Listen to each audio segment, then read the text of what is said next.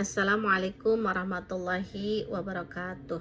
Perkenalkan, nama saya Sipa Siti Fatimatuz Zahro, program studi S2 Pendidikan Agama Islam dari Fakultas STAI Dr. KHEZ Mutakin. Mohon izin saya akan menjawab pertanyaan tugas UAS mata kuliah Desain Kurikulum PAI. Jawaban nomor 1, kelemahan paling krusial dari desain kurikulum PAI yaitu kurangnya internalisasi nilai-nilai Islam dengan konteks kehidupan sehari-hari, seperti bagaimana caranya peserta didik berperilaku jujur, adil, atau berempati. Karena peserta didik cenderung memandang PAI sebagai mata pelajaran teoritis semata yang berfokus pada hafalan ataupun penjelasan materi.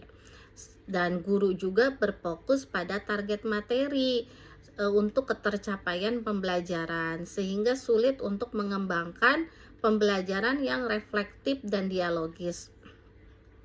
Dari dampak kelemahan tersebut yaitu rendahnya penerapan nilai agama Islam dalam kehidupan nyata, seperti berperilaku tidak jujurnya peserta didik, contohnya mencontek, atau rendahnya empati sosial seperti adanya bullying.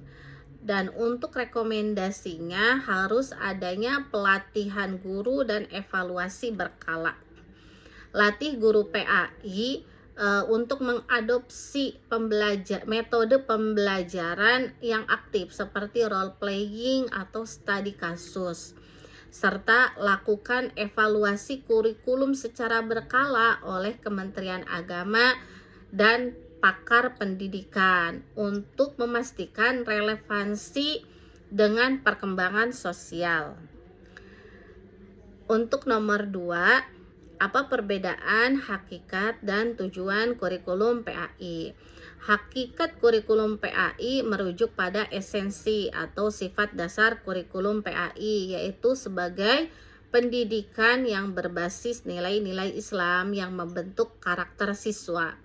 Kurikulum PAI bukan sekedar transfer pengetahuan, melainkan proses holistik yang mengintegrasikan iman, ilmu, dan amal sesuai dengan tujuan pendidikan Islam yang menekankan keseimbangan antara dunia dan akhirat sebagai internalisasi tauhid dan etika sosial. Untuk tujuan kurikulum PAI yang ingin dicapai melalui kurikulum ini seperti pengembangan kompetensi siswa dalam memahami, menghayati, dan mengamalkan ajaran Islam. Jadi untuk perbedaan utamanya, hakikat kurikulum PAI itu esensinya sebagai pendidikan berbasis nilai Islam, dan untuk tujuannya yaitu hasil kompetensi siswa. Contoh implementasi nyata di sekolah seperti pembelajaran ibadah. Guru PAI mengajarkan sholat dengan metode demonstrasi dan latihan langsung. Hakikatnya adalah internalisasi ketakwaan, sedangkan tujuannya siswa mampu melaksanakan sholat secara benar dan memahami hikmahnya. Dan hasilnya siswa tidak hanya tahu teori, tetapi juga bisa mengamalkannya dalam kehidupan sehari-hari. Untuk nomor 3, model kurikulum PAI yang paling realistis. Dari berbagai model kurikulum PAI yang telah dikembangkan di Indonesia, yaitu seperti KTSP, K13, dan yang sekarang kurikulum Merdeka Belajar, saya menilai kurikulum Merdeka Belajar sebagai model yang paling realistis diterapkan di sekolah dengan keterbatasan guru dan sarana. Ini didasarkan pada aspek pedagogis, praktis, dan konteks pendidikan Indonesia. Alasannya fleksibilitas adaptasi terhadap keterbatasan sumber daya. Kurikulum Merdeka Belajar dirancang dengan prinsip Merdeka Belajar yang menekankan otonomi sekolah untuk menyesuaikan materi dan metode pembelajaran yang sesuai dengan kondisi lokal. Dan untuk nomor 4, perbandingan negara Islam dan non-Muslim.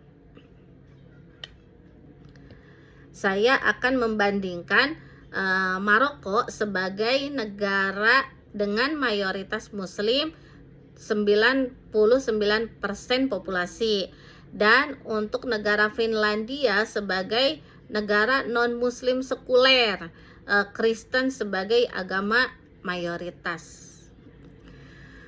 Untuk perbandingannya, posisi kurikulum PAI di Maroko, yaitu kurikulum PAI-nya wajib dan sentral untuk mayoritas Muslim. Ini mencerminkan identitas nasional Islam. Sedangkan di Finlandia, kurikulum PAI itu opsional dan terbatas pada minoritas sebagai bagian dari kebijakan sekuler inklusif untuk mendukung keragaman. Untuk pendekatan kurikulumnya di Maroko lebih tradisional dan hafalan yang berbasis. Ini disesuaikan dengan konteks budaya lokal. Sedangkan di Finlandia lebih inovatif dan dialogis. Terintegrasi dengan teknologi dan nilai sekuler. Kedua negara ini menekankan pengembangan karakter, tetapi Maroko lebih fokus pada internalisasi ajaran Islam, sementara di negara Finlandia lebih menekankan toleransi dan keterampilan sosial. Untuk nomor 5, pelajaran terpenting. Pelajaran yang terpenting yang bisa diambil oleh Indonesia adalah meningkatkan inklusivitas PAI dengan integrasi teknologi digital untuk mendukung multikulturalisme dan efisiensi pembelajaran. Ini terinspirasi dari model pendidikan di Finlandia, di mana kurikulum PAI opsional, namun dirancang untuk semua siswa termasuk non-Muslim melalui dialog antar agama dan penggunaan e-learning. Pelajaran ini sudah selaras dengan kurikulum Merdeka Belajar di Indonesia yang sudah mengadopsi fleksibilitas, tetapi bisa diperdalam dengan inklusivitas untuk membangun generasi yang beriman dan toleran. Untuk nomor 6, perubahan kurikulum PAI di Indonesia. Jadi perubahan kurikulum pendidikan agama Islam di Indonesia dari masa kemerdekaan hingga era sekarang, termasuk deep learning atau kurikulum Merdeka Belajar, lebih didorong oleh kebijakan negara daripada kebutuhan peserta didik langsung. Meskipun kebutuhan siswa seperti pengembangan karakter, literasi digital, dan relevansi sosial memengaruhi desain kurikulum. Perubahan utamanya yaitu bersifat top down, diinisiasi oleh pemerintah melalui undang-undang, peraturan, dan reformasi nasional. Jadi alasannya lebih didorong oleh kebijakan negara karena pengaruh kebijakan negara dalam kontekstualisasi. Kebijakan negara ini seperti kurikulum Merdeka Belajar, mengintegrasikan deep learning, misalnya penggunaan AI untuk analisa performa siswa dan rekomendasi pembelajaran personal sebagai respon terhadap kebijakan nasional digitalisasi pendidikan. Program Merdeka Belajar oleh Nadiem Makarim ini bukan langsung dari kebutuhan siswa, melainkan dari visi pemerintah untuk efisiensi dan inovasi. Meskipun kebutuhan siswa seperti literasi digital di era pandemi mempengaruhinya, data dari Kemendikbudristek tahun 2023 menunjukkan bahwa implementasi deep learning di PAI meningkatkan partisipasi siswa, tapi inisiatifnya berasal dari kebijakan nasional, bukan inisiatif guru atau siswa. Jadi untuk secara keseluruhan, meskipun kebutuhan peserta didik mempengaruhi, perubahan kurikulum PAI lebih mendorong pada produk kebijakan negara untuk tujuan nasional seperti pembentukan karakter dan modernisasi. Untuk nomor 7, perbedaan karakter desain kurikulum PAI pada pendidikan formal, non-formal, dan informal. Kurikulum PAI di Indonesia dirancang berdasarkan UU nomor 20 tahun 2003 tentang sistem pendidikan nasional yang membedakan pendidikan formal, non-formal, dan informal. Perbedaan karakter desainnya terletak pada struktur, fleksibilitas, tujuan, dan metode implementasi dengan PAI sebagai sarana pembentukan karakter keagamaan, yaitu pendidikan formal. Ini mencakup sekolah negeri ataupun swasta dari SD hingga universitas, di mana PAI adalah mata pelajaran wajib berdasarkan standar nasional seperti kurikulum Merdeka Belajar. Karakter desainnya terstruktur dan standar dengan fokus pada kompetensi inti, yaitu pengetahuan, sikap, keterampilan melalui silabus resmi, dan evaluasi formal seperti ujian atau adanya rapot, dan integrasi dengan mata pelajaran lain. Pendekatan kurikulum ini lebih akademis, menekankan hafalan, ibadah praktis, dan nilai etika, tapi seringkali kaku dan terbatas oleh jadwal sekolah. Yang kedua, pendidikan non-formal. Ini meliputi lembaga seperti pesantren, madrasah diniyah, atau kursus di luar sekolah yang diatur oleh Kementerian Agama. Karakter desainnya fleksibel dan praktis dengan kurikulum disesuaikan kebutuhan lokal antara standar nasional ketat.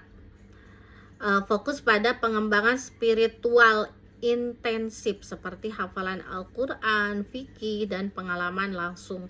Pendekatan ini lebih holistik dan mendalam, tapi kurang terintegrasi dengan pendidikan umum. Contoh, pesantren yang menekankan disiplin dalam ibadah harian. Dan yang ketiga yaitu pendidikan informal. Ini terjadi melalui keluarga, masyarakat, media, atau pengalaman sehari-hari tanpa lembaga resmi. Karakter desainnya tidak terstruktur dan kontekstual tanpa kurikulum formal, melainkan melalui interaksi sosial. Contoh, perilaku dan pembiasaan.